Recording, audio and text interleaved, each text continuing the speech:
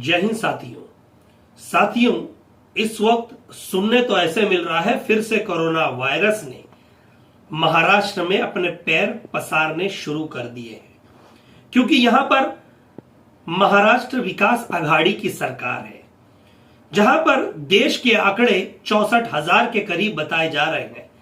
तो उसके मद्देनजर रखते हुए महाराष्ट्र के उसके आधे मतलब 34 से 35,000 महाराष्ट्र और मुंबई के 6,000 के आंकड़े रोज के बताए जा रहे हैं। अब सरकार से सिर्फ एक सवाल है, क्या बीजेपी शासित राज्यों में जहां पर बीजेपी की सरकारें हैं वहां कोरोना नहीं होता? क्या कोरोना से वहां के लोग अफेक्टेड नहीं होते? क्या कोरोना से वहां के लोगों की मौतें नहीं होती? क्या कोरोना सिर्फ जहां पर बीजेपी की सरकार नहीं है वहां पर ही जाके कोरोना प्रकोप करता है? ऐसा मैं सवाल इसलिए कर रहा हूं क्योंकि हाल ही में 5 राज्यों के विधानसभाओं के इलेक्शन चल रहे हैं। केरला, तमिलनाडु, पश्चिम बंगाल, पौंडीचेरी, आसाम, यहां पर आप देखिए जन सैलाब उमड़ पड़ रहा है जनसभाओं में, लेकिन मजाल है कि कोरोना वहां आ जाए और किसी को छू के दिखा ले, क्योंकि वहां के एकला चालबे, वहां पर सिर्फ एकला चालबे। कल हमारे देश के गृह मंत्री अमित शाह जी वहां जाके कहते हैं कि हम एकला चालबे को हम सबक सिखाएंगे, ऐसी बातें हो रही थी।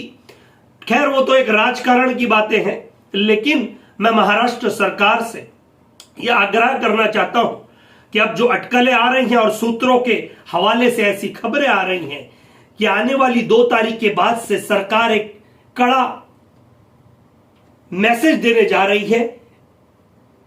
2 तारीख के बाद से लॉकडाउन 15 दिन का लगाने की सरकार सोच रही है। तो मैं सरकार से यह कहना चाहता हूं, अब तक पिछले बार के जो 1 साल हमने गुजारा है उससे अभी तक उभरे नहीं है। अब तक कारोबार पूरी तरह से लोगों के बने नहीं हैं। अब तक लोग परेशान हैं। अगर आप लॉकडाउन के लिए सोच रहे हैं, आप महाराष्ट्र की जनता के हित में काम कर रहे हैं, तो सभी नागरिकों के खाते में 1.5 से 2 लाख रुपए आप डिपॉजिट कराएं।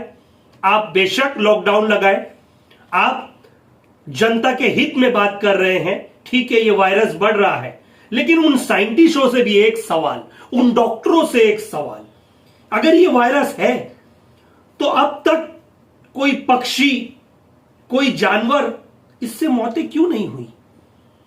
सिर्फ WHO की जो रिपोर्ट भी आई थी उसमें यह बताया गया था ये एक बहुत तरीके माइल्ड बीमारी है। सर्दी जुकाम हर एक घर में आपको देखा जाएगा। आप टेस्ट कराने जाते हो तो सीधी बात है, वहां पर आप पॉजिटिव तो आओगे ही। जब सर्दी होगी, खांसी होगी, छींक आएगी, तो इसको पॉजिटिव को एक हवा बनाकर लोगों के बीच में फिर से एक डर का माहौल बनाया जाता है, जहां तक कि यह कहीं तक सही नहीं है। अगर आप पूरी तरह से लॉकडाउन लगाना चाहते हैं तो आम नागरिक, रस्तों पे काम करने वाले लोग, जो बेचारे बिल्डिंग कंस्ट्रक्शन के लिए काम करते हैं, जो हॉकर्स हैं, जो रोजमर्रा की जिंदगी में कमाई करते हैं, लोग जितने परेशान लोग हैं, दुकानें लगाते हैं, छोटे छोटे व्यवसाय करते हैं, इन सब के खाते में 1.5 से 2 लाख डाल दीजिए। क्योंकि अब आपको पता है कि आज होली हुई, होली में किसी ने कोरोना वायरस का पालन नहीं किया।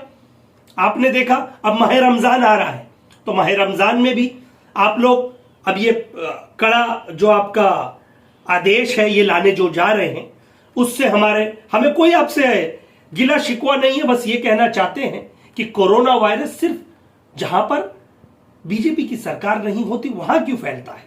जहां पर बीजेपी शासित राज्य होते हैं वहां ही कोरोना क्यों नहीं जाता? वहां के लोग इससे अफेक्टेड क्यों नहीं होते? मैंने पूरे हिंदुस्तान का दौरा किया, उत्तर प्रदेश से लेके दिल्ली, दिल्ली से लेके आंध्रा, आंध्रा से तेलंगाना, मुंबई, महाराष्ट्र, मुझे ऐसा कहीं नहीं दिखा। जहां तक कि इन सब राज्यों के मुकाबले मुंबई, महाराष्ट्र के लोग प्रिकॉशन लेते हैं, मास्क लगाते हैं, कहीं ना कहीं सोशल डिस्टेंस रखते हैं। लेकिन आपको पता है मुंबई की लाइफलाइन लोकल ट्रेन है और रोज आवास के लिए, आने जाने के लिए, प्रवास के लिए यहां पर लोकल ट्रेन बहुत महत्व रखती है, जरूरी है। तो कहीं ना कहीं सरकार से हमारा यह आग्रह है, अगर लॉकडाउन की प्रतिक्रियाएं आप करने जा रहे हैं तो सबसे पहले आम नागरिकों का सोचें, आम नागरिकों की जीवन का सोचें, रोजमर्रा का खान पान का सोचें, या फिर उनके लिए पूरी तरह से व्यवस्था करें, उसके बाद ही आप ये आपका कठोर निर्णय लें। जय हिंद, जय महाराष्ट्र।